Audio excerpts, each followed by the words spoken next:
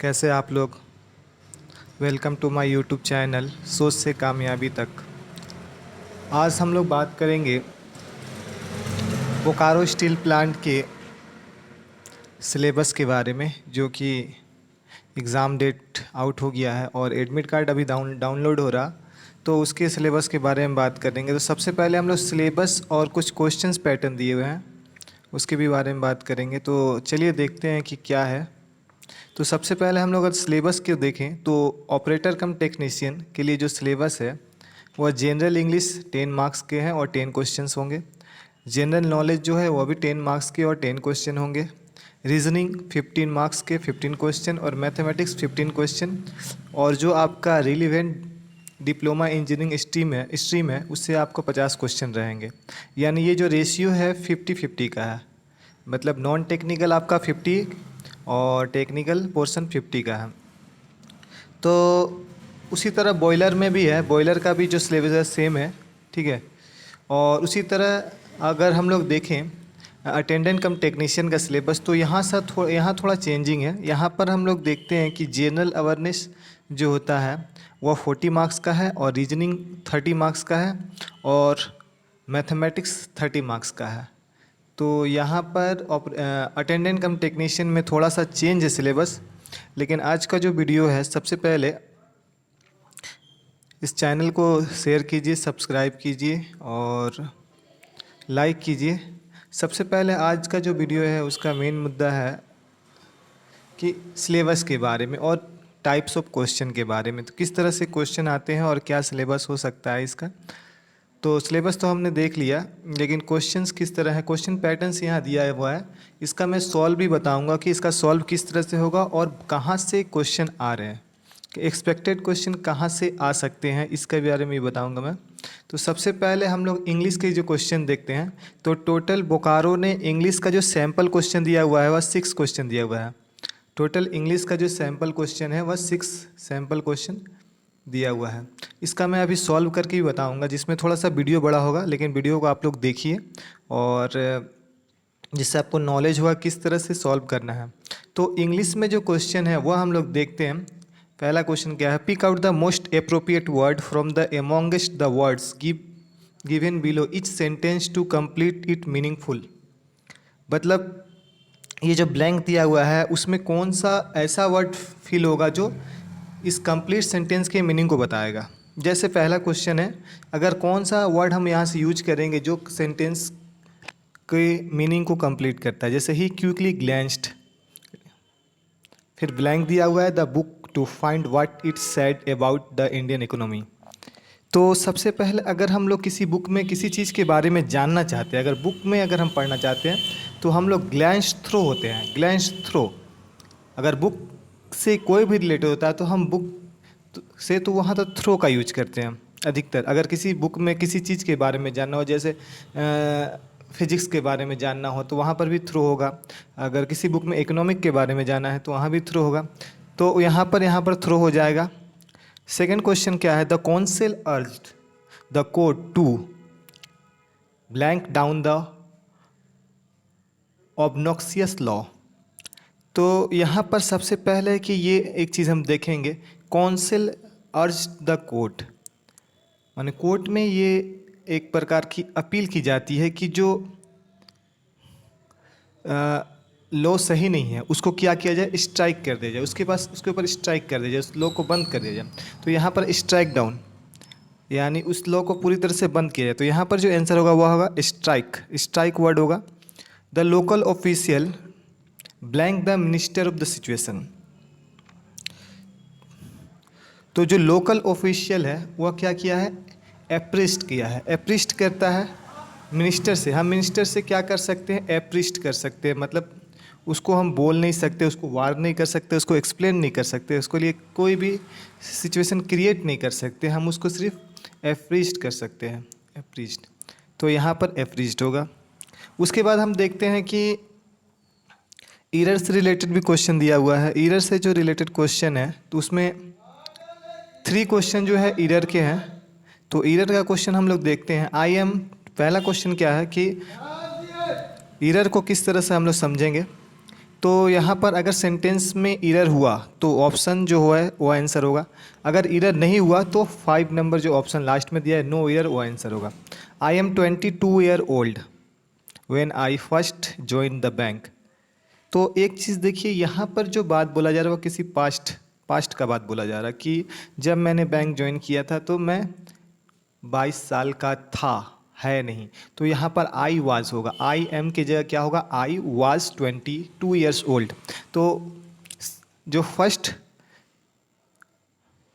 है तो उसमें मिस्टेक है, फर्स्ट वाले में ही मिस्टेक है, जहाँ आई एम 20 लिखा हुआ है तो यहाँ आई वाज होगा। सेकेंड क्वेश्चन क्या है इसका, देखते the Hindus to the Hindus the Ganga is holier than any other river.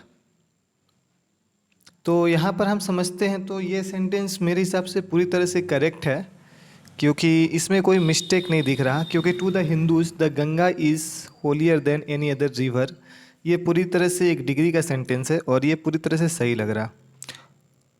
उसके बाद जो क्वेश्चन है, of all the teachers in our school our class teacher they are very strict. तो यहाँ पर देख रहे हैं जो मिस्टेक है, अगर हम लोग देखते हैं जो पहला स्लॉट है ऑफ ऑल द टीचर्स, एकदम सही लग रहा, एक से ज़्यादा टीचर के बारे में बोला गया है। इन आवर स्कूल ये भी सही है, आवर क्लास टीचर ये भी सही है। यहाँ क्लास टीचर वेयर नहीं हुआ, क्लास टीचर 1 पर्सन होता है, ये सिंगल पर्सन होता है, तो यहाँ पर वाज होगा। Our class teacher was very strict, तो यहाँ पर आपका जो है 4 नंबर में मिस्टेक्स है, तो यहाँ होगा was, our class teacher was very strict, तो ये मिस्टेक है। तो अब हम लोग इंग्लिश के जो पैटर्न के बारे में बात करेंगे कि इंग्लिश का जो पैटर्न है उसको हम लोग देखते हैं किस टाइप का आता है। तो यहाँ पर मोस्ट सूटेबल वर्ड ये हम लोग पढ़ लेंगे, किसी भी सेंटेंस में मोस्ट सूटेबल वर्ड कैसे फिल करते हैं। उसके बाद एरर करेक्शन हम लोग देख लेंगे। उसके बाद हम लोग वॉइस देख सकते हैं, डिग्री देख सकते हैं, नरेशन देख सकते हैं। तो मैंने ग्रामर से रिलेटेड जो है वॉइस, डिग्री, नरेशन, और उसके बाद जो पैसेज भी हम लोग देख सकते हैं, पैसेज से रिलेटेड क्वेश्चन आता है इंग्लिश में। अब उसके बाद हम लोग बात करते हैं, उसके बाद फिल इन द ब्लैंक्स में आर्टिकल प्रीपोजिशन भी हो सकता है, तो यहाँ से भी क्वेश्चन आ सकता है। ठीक है, तो आप लोग आर्टिकल प्रीपोजिशन भी देख लें इंग्लिश में। उसके बाद हम लोग देखते हैं general knowledge and general awareness. तो जनरल नॉलेज और जनरल अवेयरनेस में पहले हम क्वेश्चन जो बोकारो स्टील प्लांट दिया है उसको मैं पहले पढ़ता हूँ, उसके बाद मैं डिटेल बताता हूँ क्या कहाँ से एक्सपेक्टेड क्वेश्चन आ सकता है। हाँ, इंग्लिश के बारे में थोड़ा सा एक बात मैं बोलना चाहता हूँ कि इंग्लिश को आप लोग अगर कवर करना चाहते हैं, क्योंकि बोकारो का एग्ज़ाम जो है IBPS ले रहा, तो IBPS अगर ले रहा तो आप IBPS के जो पुराने क्वेश्चन है, जैसे क्लर्क लेवल का जो क्वेश्चन है IBPS में जो क्लर्क लेवल क्वेश्चन है 2016 से लेकर 2020 तक जितने भी इंग्लिश आए हैं के क्वेश्चन आए हैं वहाँ से आप पढ़ सकते हैं।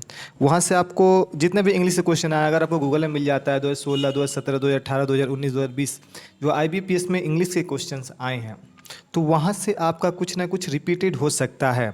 तो आप लोग 2016 से लेकर 2019 तक IBPS या 15 भी आप कवर कर सकते हैं, 15 से 16, 17, 18, 19 तक IBPS के क्वेश्चन को आप लोग क्लर्क लेवल का क्वेश्चन को आप देख सकते हैं।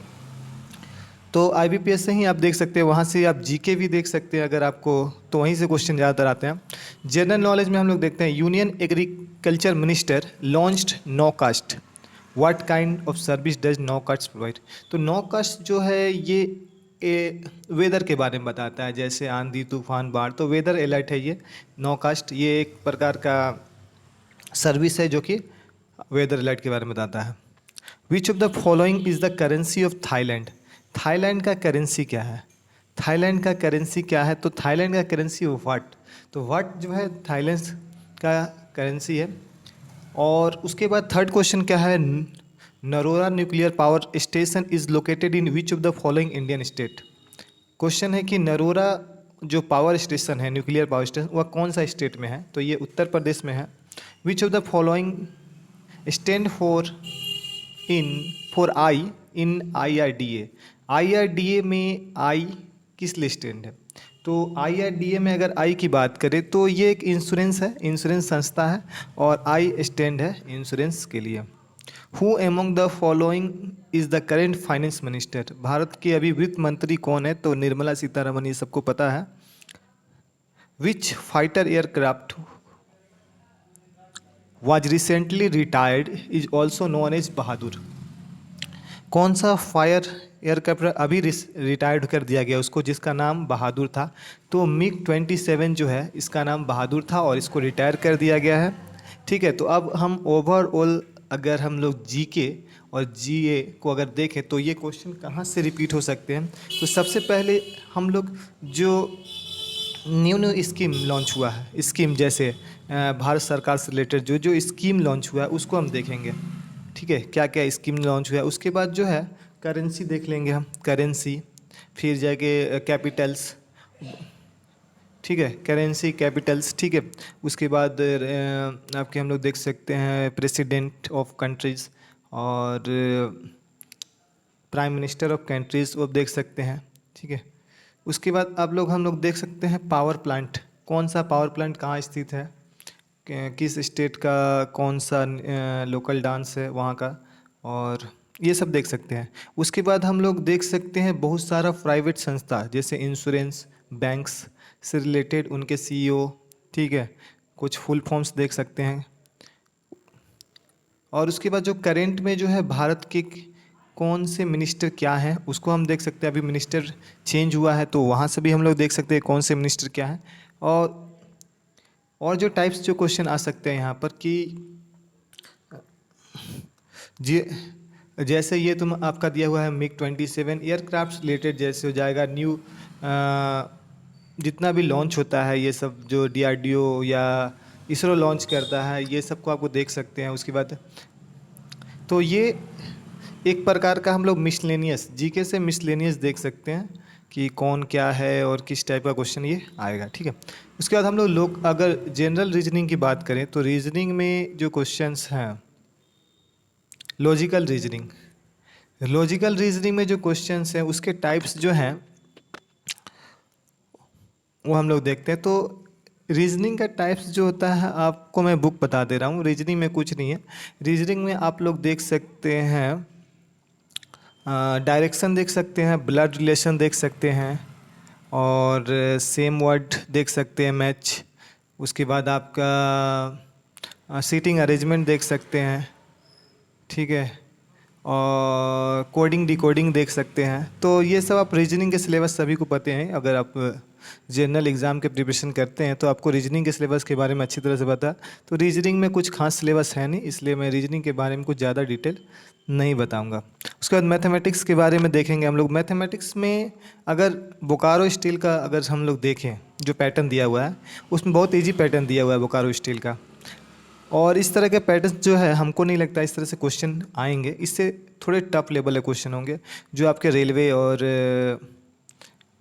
एसएससी के एग्ज़ाम में जो क्वेश्चन आते हैं उस टाइप के मैथमेटिक्स आ सकते हैं। यहाँ पर जो मैथमेटिक्स दिया हुआ है बहुत इजी क्वेश्चन दिया हुआ है, बेसिक क्वेश्चन दिया हुआ है। ये बेसिक क्वेश्चन आपको इससे टफ लेवल का क्वेश्चन करना पड़ेगा। ठीक है, तो यहाँ पर आप लोग देख सकते हैं। और एक चीज़ और, ये जो डाटा इंटरप्रिटेशन है या बार ग्राफ, पाई चार्ट, ये सब भी आपको करना पड़ेगा। यहाँ पर एक दिया गया है किसी कंपनी का जो है, तो इस टाइप का भी क्वेश्चन को आप लोग देखना पड़ेगा, इस टाइप का भी क्वेश्चन देखना पड़ेगा। एक डिटेल कंप्यूटर बेस्ड एग्ज़ाम में यहाँ पर टाइम जो है बहुत कम है। पहले जो टाइम होता था 2 आवर्स का होता था, अभी जो है 90 मिनट्स का कर दिया गया है। तो आपको थोड़ा फास्ट क्वेश्चन करना पड़ेगा क्योंकि सेल के जो कैंडिडेट होते हैं बहुत स्लो क्वेश्चन अटेम्प्ट करते हैं क्योंकि उन्हें लगता है कि टाइम बहुत ज़्यादा है। लेकिन इस बार 100 क्वेश्चंस के 90 मिनट्स है, तो यानी एक क्वेश्चन पर 1 मिनट का भी टाइम नहीं है। तो ये जो पैटर्न दिया हुआ है इससे थोड़े से अपर लेवल में आपको क्वेश्चन का प्रिपरेशन करना होगा, थोड़े से अपर लेवल। और मैथमेटिक्स में आपको जो क्वेश्चंस हैं वो आपको एचएस लेवल के भी क्वेश्चन करने पड़ेंगे, जैसे डिफरेंशिएशन, इंटीग्रेशन, कैलकुलस और आपका जो होता है लॉगरिथम, लिमिट, इस टाइप का जो है कुछ कुछ टॉपिक होते थे जो डिप्लोमा में थे, उनकी जो बेसिक क्वेश्चन है आप करके रखिए। उससे 2-4 क्वेश्चन आते हैं जो आपका मार्क्स गेन करने में जो है आपको फ़ायदा करेंगे।